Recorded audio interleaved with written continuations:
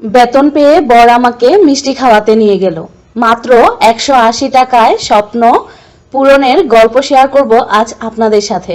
আসসালামু আলাইকুম আমার প্রিয় ভিউয়ার্স আপু ভাইয়ারা, আশা করছি আল্লাহর অশেষ রহমতে আপনারা অনেক বেশি ভালো আছেন। আলহামদুলিল্লাহ আমিও ভালো আছি। আপনারা আমাকে কমেন্ট করে জানাবেন আপনারা কেমন আছেন। আসলে এক্স্যাক্টলি আমি তো জানি না আপনারা কেমন আছেন, তবে দোয়া করি আপনারা যেন ভালো থাকেন, সুস্থ থাকেন। আমার যখন 9 বছর আগে যখন আমার বিয়ে হয়, তখন আমার শাশুড়ি মা আমাকে আর আমার হাজবেন্ডকে নিয়ে একটি মিষ্টির দোকানে গিয়েছিল।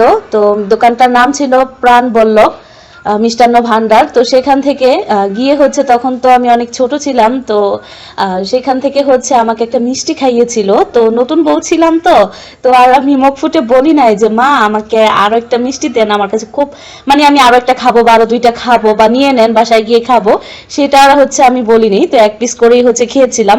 তো ওই মিষ্টির স্বাদটা আমি এত বছরেও ভুলতে পারিনি।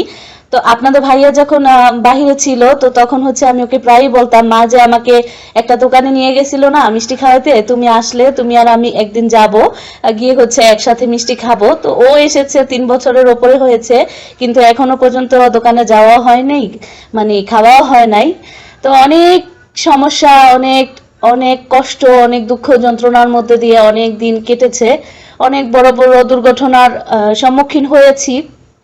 এখনো অনেক ডিপ্রেশনে থাকি, অনেক মানসিক অশান্তির মধ্যে আছি। তারপরেও আসলে বাঁচতে গেলে, সুস্থভাবে বাঁচতে গেলে কিছু কিছু মুহূর্ত আসলে সুন্দর করতে হয়। অনেক সময় দেখা যায় যে টাকা পয়সার দিকে চাইলে হয় না, বা নিজের যতটুকু সামর্থ্য আছে ততটুকুর মধ্যেই সুখী থাকতে হয়।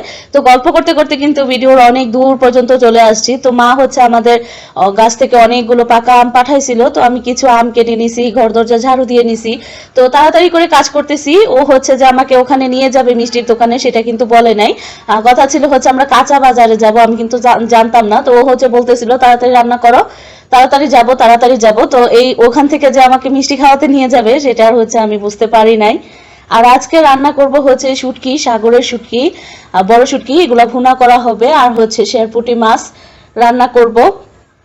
শেরপুটি মাছগুলো ভালো করে হলুদ আর লবণ দিয়ে মেখে ভাজি করে নেওয়া হয়েছে। বেগুন আর আলু দিয়ে শেরপুটি মাছ রান্না করব। তো বেগুন আর আলুগুলো মাছ ভাজার তেলের মধ্যে দিয়ে দিলাম। তারপর একটু লবণ আর একটু হলুদের গুঁড়া দিয়ে আরও একটু তেল দিয়ে বেশ কিছুক্ষণ ভাজি করে নিব। তো বেগুনটা ভাজা ভাজা হয়ে যাওয়ার পর আদা রসুনের বাটা, হলুদের গুঁড়া, মরিচের গুঁড়া দিয়ে আর একটু তেল দিয়ে একটু পানি দিয়ে বেগুনটাকে একটু কষিয়ে নিব। তারপর পরিমাণ মতো ঝোল দিয়ে দিব, আর তারপর দিয়ে দিব মাছগুলা।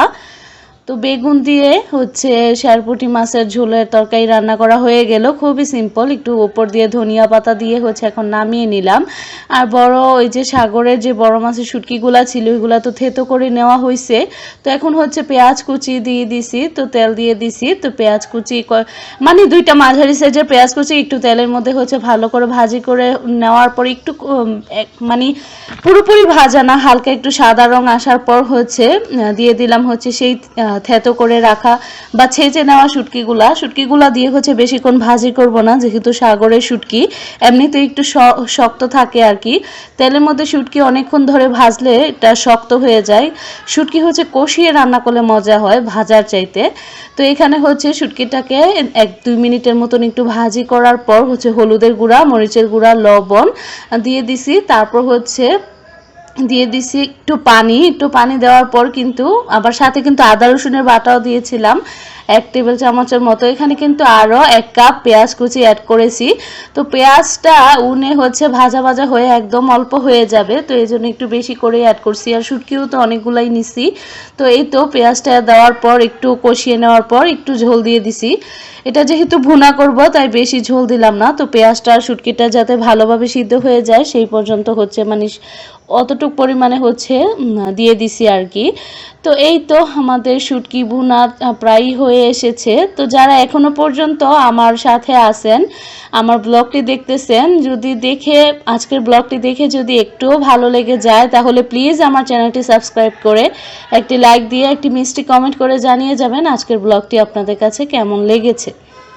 ঢাকা যাওয়ার পথে এই জায়গাটার মধ্যে হচ্ছে আগে এত জাম লেগে থাকতো শীতলক্ষ্যা নদীর ওপরে কাঁচপুরের ব্রিজে, তো এত জাম থাকতো প্রায় আধা ঘন্টার মতন বসে থাকতে হতো গুলিস্তান যাওয়ার সময় এই হচ্ছে ব্রিজের মধ্যে। তো আমার খুব বিরক্ত লাগতো যখনই হচ্ছে দূরের কোনো জার্নি হয় আর যদি সেটা মানে গাড়ি যদি জ্যামের মধ্যে আটকা পড়ে যায় তো আমার খুব বমি বমি পায়, মানে আমার খুব অসহায় লাগে। তো আমি একদম সহ্য করতে পারি না, জ্যামের মধ্যে আটকে থাকতে পারি না।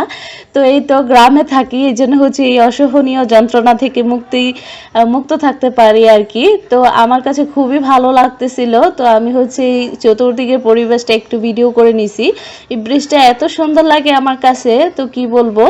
আর এখন নদীর মধ্যে নতুন পানি উঠছে। তো এই যে মিষ্টিগুলো দেখতেছেন সাদা সাদা বড়, তো আমি দোকানদারকে জিজ্ঞাসা করলাম যে এইগুলো আসলে মিষ্টির নাম কি, তো উনি বলতেছে রাজভোগ, কিন্তু এটার নাম আসলে রাজভোগ না, এগুলাকে বলা হয় যে মালাই চপ মিষ্টি। তো অনেকে অনেক নামে ডাকে, আসলে মিষ্টিটা না এক এক এলাকাতে এক এক নামে পরিচিত। আসলে মিষ্টি তো মিষ্টি, কিন্তু মিষ্টির মধ্যে অনেক প্রকারভেদ আছে। তো এই দোকানে কিন্তু অনেক রকমের মিষ্টি আছে, তো আমি ঢোকার সময় হচ্ছে দেখে আসছি আর আপনাদের জন্য একটু ভিডিও করে নিলাম।